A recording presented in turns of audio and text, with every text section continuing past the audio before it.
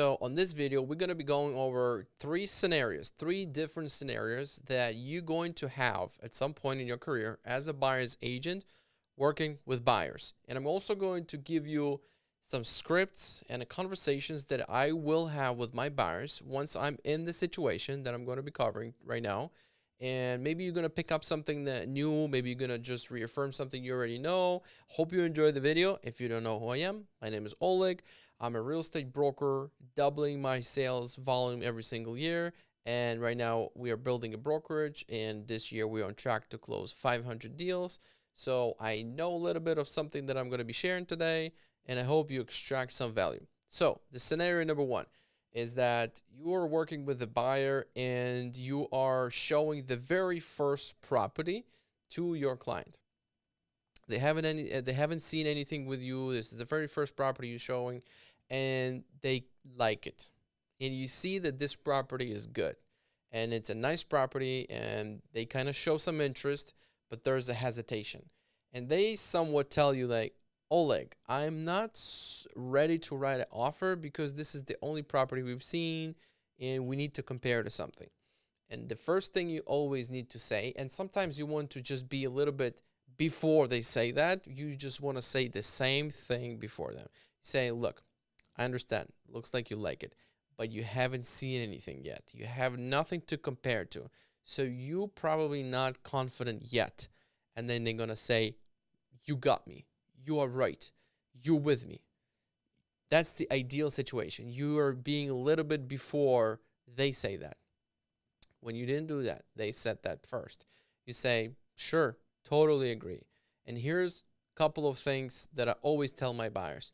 A lot of times, the very first property you see is the one that you like, because you already looked at a lot of properties online, you have a filter, and you're only going to be selecting the ones that you like. But I know that you haven't seen anything yet.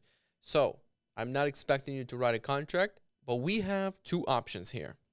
And let me know which one you would like to go with. But just so you know, here's a couple of options. Option number one, let this property go and let's keep looking for something else. Option number two would be to try and write up the contract as if you wanted to buy it, and depending on the level of your comfort and depends on how bad do you want the property, let's write it up. Let's start at least writing the contract up and see where we're gonna go. And if, for example, they approve and they looks like you're gonna be getting the signed contract from the seller, I would suggest meanwhile to actively look for other properties and compare them in the market. Because, and now you are giving your opinion, I think this is phenomenal property, and I think it's priced well, and I think it's probably gonna go very, very fast. So I don't want you to also look back 2 months later after 20 showings at this one and say, we screwed up, we should have taken this one. I don't want that to happen to you. So we can write a contract, see if we take it, and then if it looks like we're going to end up taking this, let's quickly look at a lot of other homes just to reaffirm our decision. We also will be doing an inspection. So if you decide that it doesn't pass inspection, or there's some things that you're not comfortable with, you can always back out or cancel the contract. That will be my conversation with the buyer who is visiting the property for the first time and they sort of like that property. And trust me, if you're in the business and you sell about 20, 30 homes in your career, you're going to have at least a couple people a year. They're going to be looking at the first and then they're going to like it. I've had a lot of these sales throughout my career. I would say probably 20-ish% of my sales are first shot.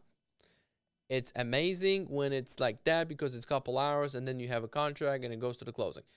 The relationship with people is not as strong because you haven't built a lot of time with them. But anyway, the job is done and they're happy and they send you referrals if you did a good job, and stay in touch with them.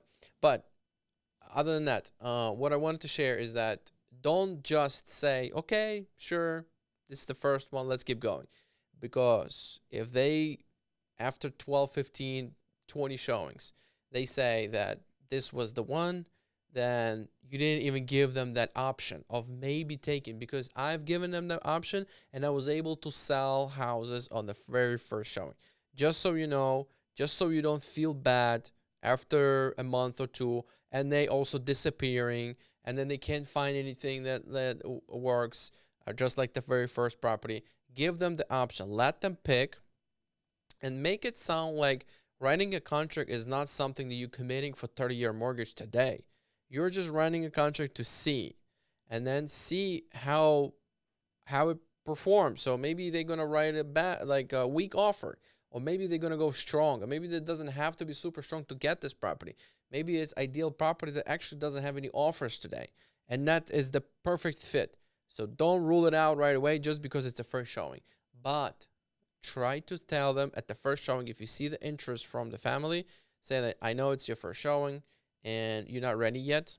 I know that. I can feel like you're a little bit hesitant, and that's okay. That's normal. A lot of people are like that, and you're probably not ready to write it up. But if you are ready, let me tell you what are the options. We can let it go, or we can write it up, see if it happens. And if it happens, we can quickly see other homes just to compare, and we can keep seeing other homes just to compare. And if something else shows up, then you will gonna make a decision. Maybe you will think again. That's a number one scenario. That's a very common one. If you're new in the business, nobody's gonna teach you that, but unless you're really reading some sales books and stuff.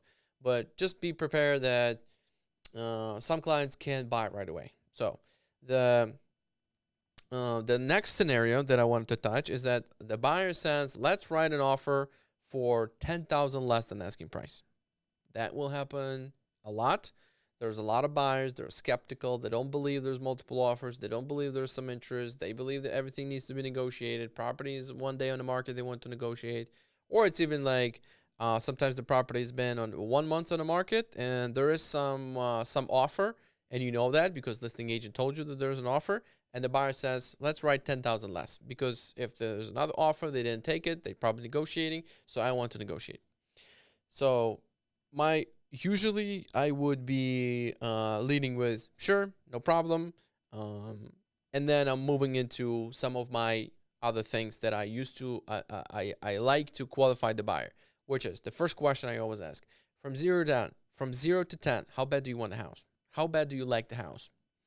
They tell me, I mean, it would be 7 probably. I like that question because that makes husband and wife look at each other. They ask each other questions. They discover each other also. That helps them to look at each other. I'm thought-provoking. I'm making them think, which is always great. So whenever they give me 6, 7, 8, I say, what's missing? Sometimes they would say 10. And if they both say 10, I'm like, look, 10 is really good. 10 is rare. So if you have 10 here, let me tell you what you need to do in order to buy a house. But before I go into that, I want to go into a couple other questions, but I'll return back into when they say 10. From 0 to 10, they tell you 7, let's say. The other question is like, what's missing? This and this and that. If they take your offer, would you be happy? I want to qualify. I want to make sure that they're really legit, because when I'm going to be calling listing agent, I'm going to be selling them. I'm going to be convincing listing agent. I'm going to be the best buyer's agent, and I'm going to be on top of them. So I need to have some reassurance that you're really going to pull through. So if they accept your offer, are you going to be happy? Do you see yourself living here? That's another one. I want them to start thinking. I want them to start imagining. Even though they want to do 10,000 over, I want to run these questions because they might be just negotiating with me. Sometimes buyers want to do that. So I would like these questions from 0 to 10. If it gets accepted, you're going to like it? You see yourself living here? Are you going to be happy living here? And then I'll tell them, let me share my opinion on what needs to be done in order to get this. And then you tell me what you want to do. So here's my opinion. Just because there is another offer, and it's not being accepted, it's probably lower. As soon as we submit our offer that is 10,000 less, the listing agent is the first thing the listing agent is going to do is going to pick up the phone and call the first offer. And the listing agent is going to say, I got another offer and it's good. Let me know if you want to come up. Even if your offer is lower than the first offer, that's what listing agent is going to do. And then that first offer is going to come up, and then they're just going to sign it, and you just help them make a deal. So that's me right now talking to the buyer. All that is me talking to the buyer. So if you really wanted to take this one, just because they are negotiating, my opinion is to write up full ask. Now, I'm done with the conversation with the buyer. I'm calling the listing agent and I'm asking, will the full price offer get it done? What else other than the price needs to be done? Ideally on a speaker if you can. And if you can't, just convey whatever you heard from the listing agent down to the buyers. Share with them everything that you've learned and write up the contract to take it. And to say, if I submit it to you, do we have a deal? So that's how I would handle that situation. If you know that there's an offer and they're negotiating, if you know that the property is sitting, if the property is sitting for 1 day and they want to submit lower than the ask, sure, I will submit it. But let me tell you what I think is going to happen here. And then you go through the conversation that there's multiple offers, there's a lot of buyers, there's a lot of interest, this and that. It has to be go over. If they still don't understand, write it up for a lower price and see what happens. If it doesn't get, send it to them and just reaffirm that this is the market, this is multiple situation, there's a lot of demand, less buyers. But this is what will usually happen when the buyer knows that there's an offer, there is no acceptance, so they think this is a lower offer, which is true, and they usually want to also offer lower. But your conversation will make them write the full price offer. So, the other thing that you also, the scenario number 3, your client is going to ask you, do you think this property will appreciate in 3 years? How do you answer that? When the property is, when the buyer's in front of the house, do you think it's going to appreciate? You don't say yes or no because you don't know. You shouldn't be saying, yes, of course it's going to appreciate. You're going to have to go back to the data. You're going to say, historically, real estate doubles every 10 years. Real estate always goes up. Even if it goes down for a little bit, it always goes up. It's tied into inflation, building material cost, and labor cost. Those usually go up. So real estate will be going up year over year. And it depends on what year we're in. Sometimes it dips, but it always comes back. You need to make sure you're comfortable with the payments. If you're comfortable with the payments and you buy it for yourself for long term, you should be okay. I don't have a crystal ball, but so far, the market has been telling us that the real estate has been appreciating year over year. And right now, the experts predict, remember that word, that real estate is going to be appreciating next year and the year after that. So this house is probably going to be just following the trend. And that is it. That's where you do it. That's how you do it. You can do it a little bit shorter. I sometimes go for a much longer conversation because I then go into inventory, why the inventory is low, what the inflation is doing, what the CPI reports are doing. So I'm overwhelming them. But if you're in the business just brand new, or you haven't been in the business yet, you're just thinking, or you haven't been reading much, get in the habit of doing that. And the scenario, I actually give you the bonus scenario. The one you're probably thinking about, and you're probably you're gonna have those a lot. When the buyer wants to back out of the deal. Here's something I want you to understand. It's going to be probably conversation. They're gonna call you. I want to be back. I don't want it anymore. I want to cancel the deal and this and that. So the first thing I want you to understand is this. Some deals needs to be canceled because your client is not going to be happy with it, and then you're not going to have referrals, and it's just not the right way to do business. Some deals need to be canceled. But before you cancel, you need to understand what are their reasons are. And sometimes the reason is something that they're not sharing with you, But sometimes it is something on the inspection report. But sometimes it's something that they just lost the feeling to the house. They feel like it's a little bit not what they want. It's not about the inspection. It's just about them getting the price, because after the price, after they got the contract, they now there's no emotions right now. They're looking at the price and the condition, and now they need to validate each other. So sometimes it doesn't match, and they just want to cancel. It's not because of inspection report. Really, there's nothing you can do. But sometimes it's something on inspection report. So I like to kind of dig a little bit deep, one step at a time, and sometimes I can help them uncover something that we can fix, and everything is going to be great, and they don't need to cancel. And actually, they're going to thank you for not canceling the deal. So, is there something that can be fixed with money? That's the thing you want to understand. Is that something, whatever maybe it's a neighbor who is very loud. Nothing to do about it. It has to be canceled. But what if it's a crack in the foundation, and then they're scared of the crack in the foundation? But you know it's a $500 a lot of times, and those cracks are very common. If that's something like that, if it's fixable with money, you can say, how much do you think that's going to cost?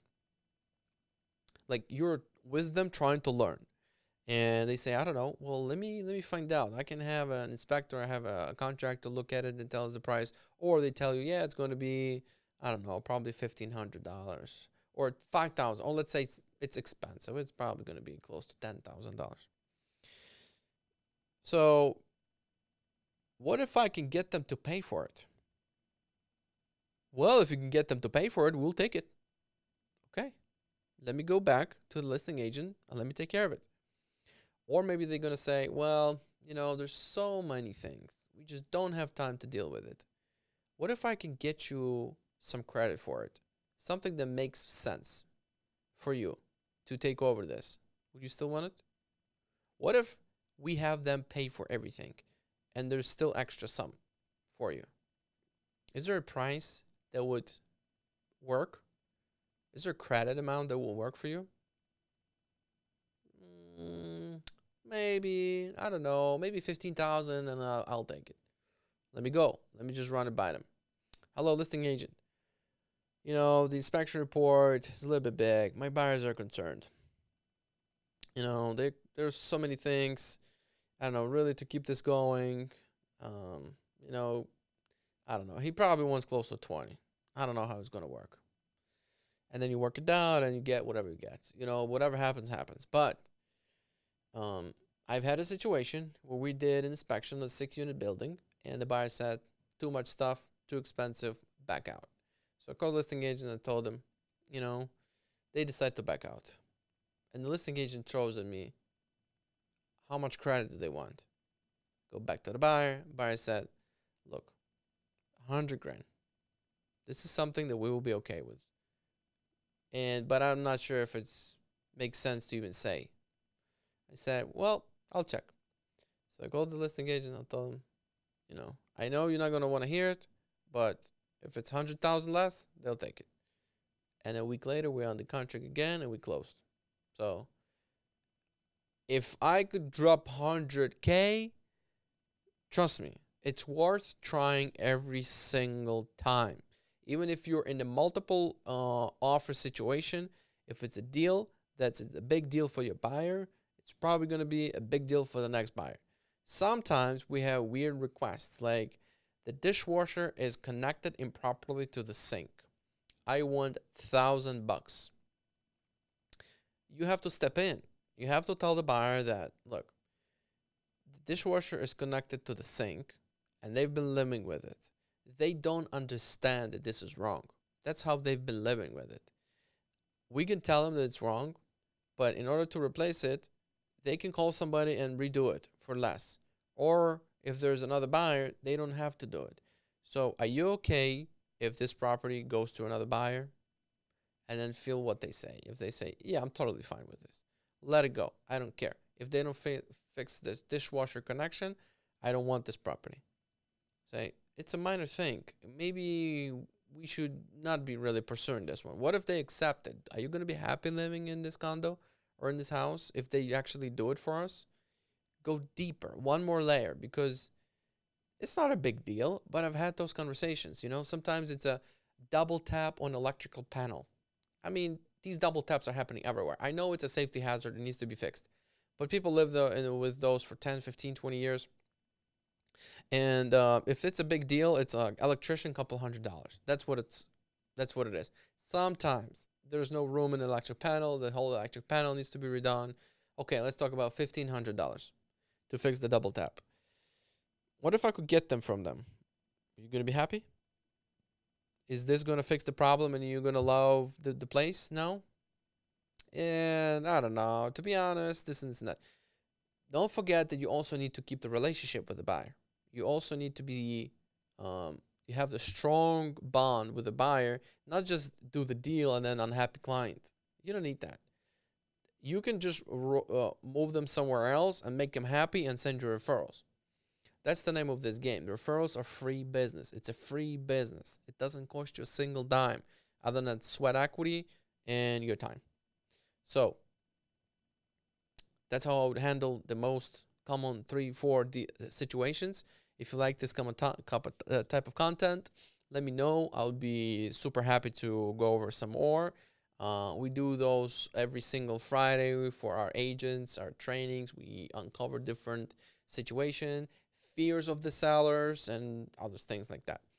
By the way, if you're watching this before July 20th, I want you to consider clicking the link below in the descriptions, because we're going to host a training on how to make 100,000 in 100 days, where I'm going to be just hosting a free training. I'm teaching everything I know, how to market, how to generate leads, how to convert leads, how to maneuver different situations, and how to make 100,000 in 100 days. That's the way it's called.